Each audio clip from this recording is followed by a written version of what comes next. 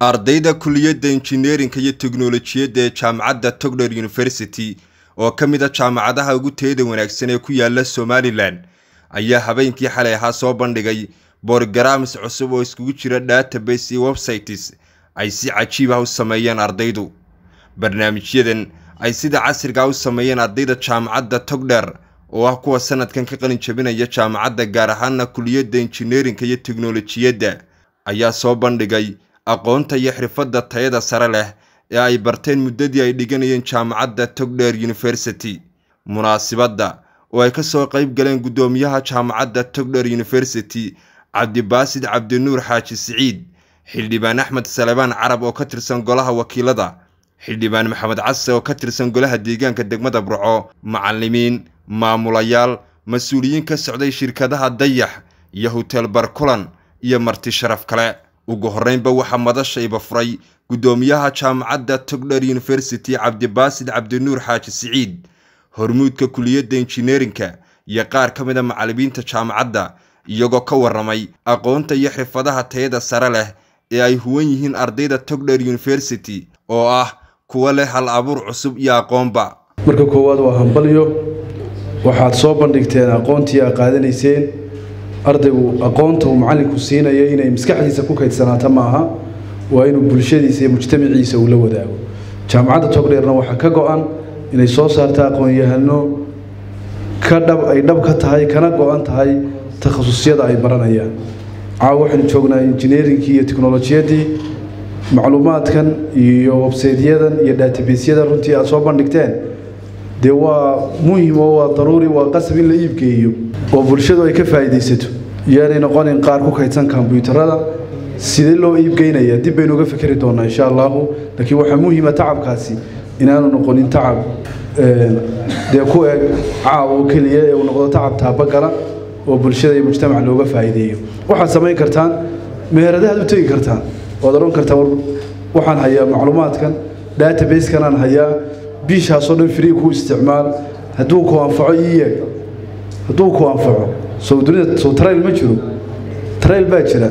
qofka waxa weeye tijaabo ah. haddaad laakiin aad la baqato aad saada leedahay waxaad suurtogeli maayaan, adiguna dib baad u hadhaysaa. aad iyo aad baan runtii aan ugu mahad celinaya hormuudka kulliyadda iyo macallimiinta iyo ardaydaba. waa markii labaad ee inta uu injineerku hogaaminayo kulliyaddan aynu mar labaad isugu nimaadno bandhigyo. markii hore Daala Hotel baynu ku qabanay, inkastoo qolyaha injineerinku ay u badnaayeen habeenka.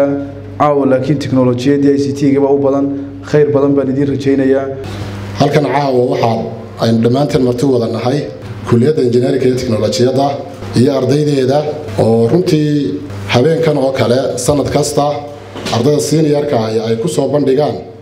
aqoontii ay jaamacadda ka qaateen iyaga oo markaa ku dabaqaya hadba waaqiciga jira, maadaama oo ardayda kulliyadda injineerinka iyo teknolojiyaddu waxa ay bartaan ay tahay maanta aqoonta casriga ah ee maanta dunidu ay u guurtay. oo saynu wada ogsoonahay maanta waxa lagu shaqeeyo adduunka ku shaqeynaya teknolojiyad noqotay. sanad kasta waxay ardayda ku sagootiyaan in aqoonta ay bartaan ay uga faa'iideeyaan gobolkooda, guud ahaan dalka, gobolka iyo sidoo kale bulshada kale ee markaa maxay ku xeeranba. sanad kasta ardaydaasi waxa ay takhasusaadkooda ku diyaariyaan programyo iyo barnaamijyo manfac u leh qaybaha kala duwan ee bulshada sida waxbarashada, caafimaadka, hoteelada, organizationska dawladda iyo dhammaan waxyaabaha kale ee loo baahan yahay. halkan caawa tiro yaroo kooban oo markaa aynu ka soo xullay dhammaan ardaydii kale oo dhan in ay soo bandhigaan caawa aqoontaa kala gedisan ee ay barteen. waxa weeye ardaydu waxaan doonayaa inaan ku baraarujiyo inay iyaguna fikirka ah marka aad jaamacad dhiganaysaan idinka wax baranaya mar walba qalni bug baad sidataan ay hawshu ahayn inta ay ka balaaran tahay, laakiin ay tahay in idinku wax samayn karaysaan, bulshadiina ku celin karaysaan.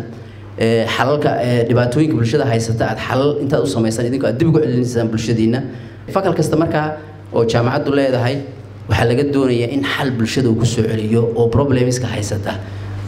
bulshada haysata ay xal u keenaan hadduu Ilaahay ka dhigo insha Allah. dhinaca kale ardayda kulliyadda injineerinka iyo teknolojiyadda ayaa bulshada la wadaagay programska cusub iyo database-ka ay sameeyeen. application-kan ama database-kan waxa ugu talagalay inuu noqdo hotel management system ama si kale haddii loo dhigo inuu noqdo hotel booking system oo qaab online ah oo qofku ku booking garaysanayo isagoon hotelkii arag application-kan sambalka ama magacaan u qaatay waa Damad Hotel marka application-kan wuxuu qaybsamayaa interface-kiisa horta waa ka hoos haddaynu usii soconno halkan waxa weeye adeegyadii uu qabanayay ama waa wixii adeegyadii uu ku darayay hotelka ama hurdad wixii uu ku darayay cafeteria oo kale wifi coverage ama wifi uu ugu talagalay inay macaamiishiisu isticmaasho halkan waa in yaroo xayeysiina oo lagu xayeysiinayo database-ka halkan waxa weeye waa gallery-gii ama sawirro laga qaaday hotelka gudihiisa ama qolaal ka mid ah qolaalka hotelada iyagana sawirro sample oo soo qaatay waayo aan application-ku ahayn application hadda loo sameeyay meherad halkan waxa room iyo rates waa qolaalkii iyo qol walba qiimihiisa hadda dhil laga suran baa arkaysaa qolaalkii isku raranka superior room qolaalkii VIP-da guest room oo ah qolaalkii martida oo kale oo iyaga si gaar ah loo qalabeynayo single room marka inta waa sample ahaan baa soo qaatay haddaynu hoos sii soconno application-ka waxaa kale oo database-ku leeyahay qayb falcelina oo macaamiishii hore u degta hotelkan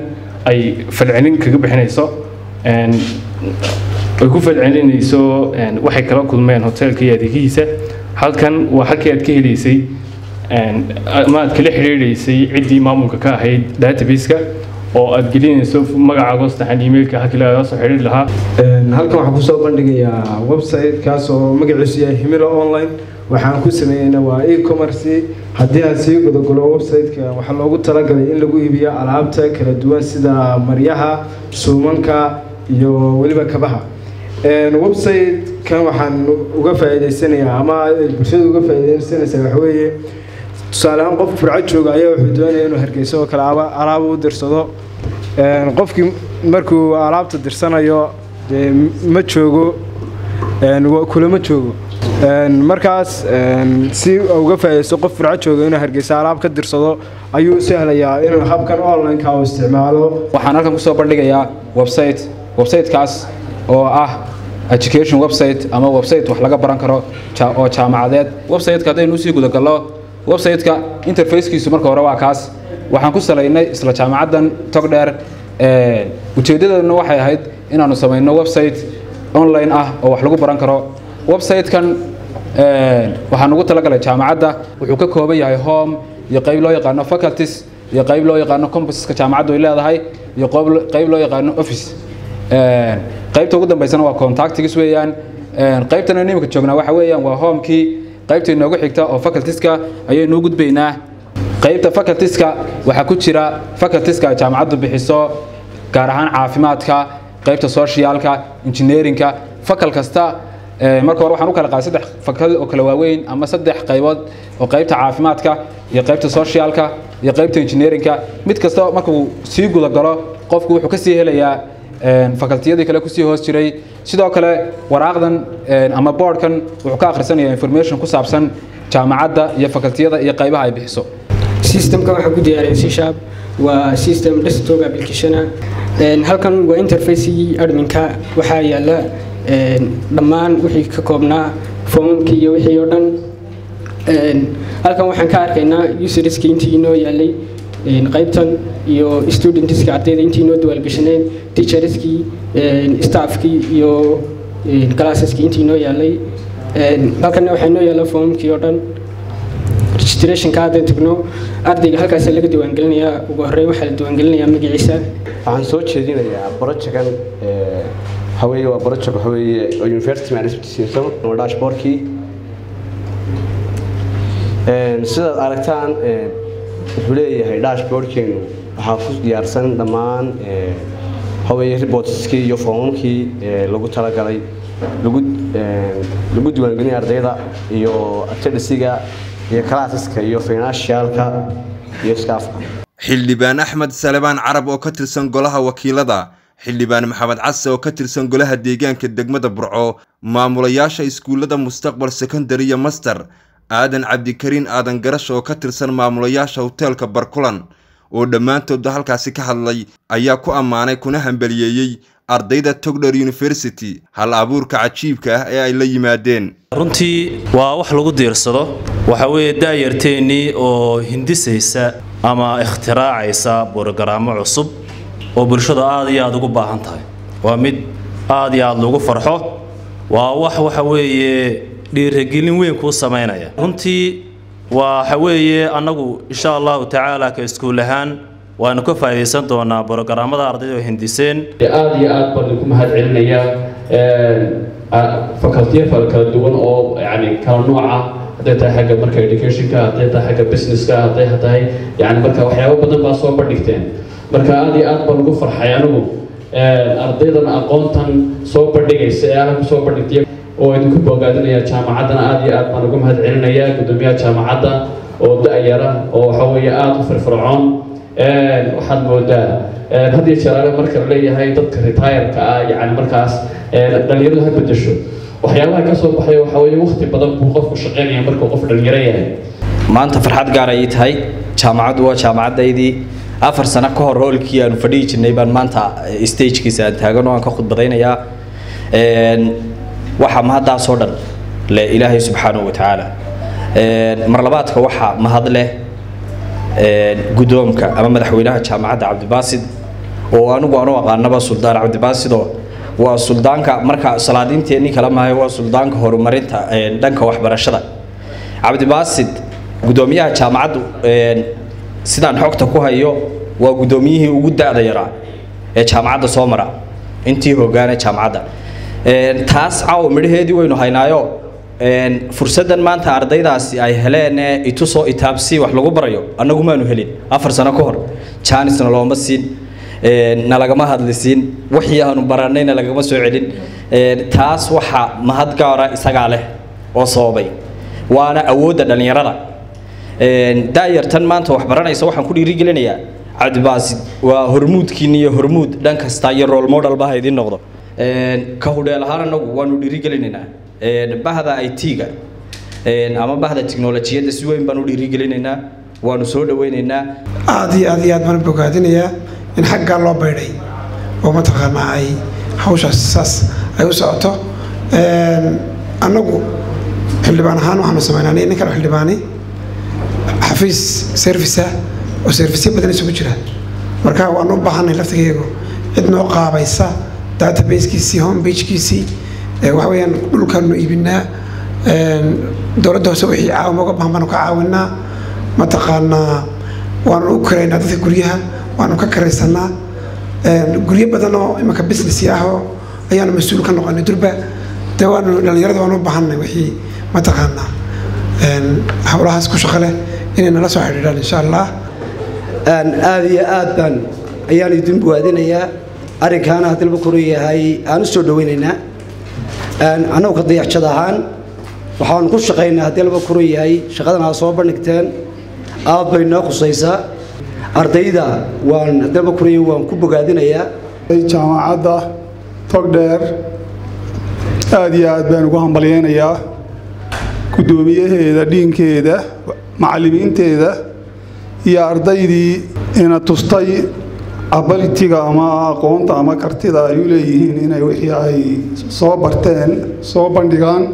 waxa hesheen maamule ama gudoomiye da'yar taasina waxay sababtay in dhalinyaro aad u da'yar ay soo baxdo waa fursad qaali ah aad iyo aad ayaan idinku mahad celinayaa midhihiina waan aragnaa oo noo yimaadaan oo meel walba anaguna maadaama aanu iminka saameyn ku leenahay bulshada Togdheer aad iyo aad bay ama habixiso adeegyada dadka danyarta caawimadeeda iyo ka warhaynta bulshadeeda iyo mar walba soo bandhigida hawlaha horumarka ama u ah degmada ama deegaanka aynu ku noolahay wax qabadkeeda inanka dhalinyarada iyo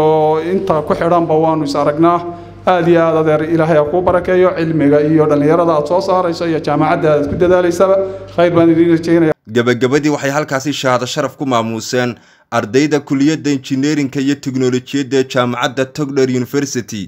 gudoomiyaha jaamacadda Cabdibaasid Cabdinuur Xaaji Siciid iyo hormuudka kulliyadda injineerinka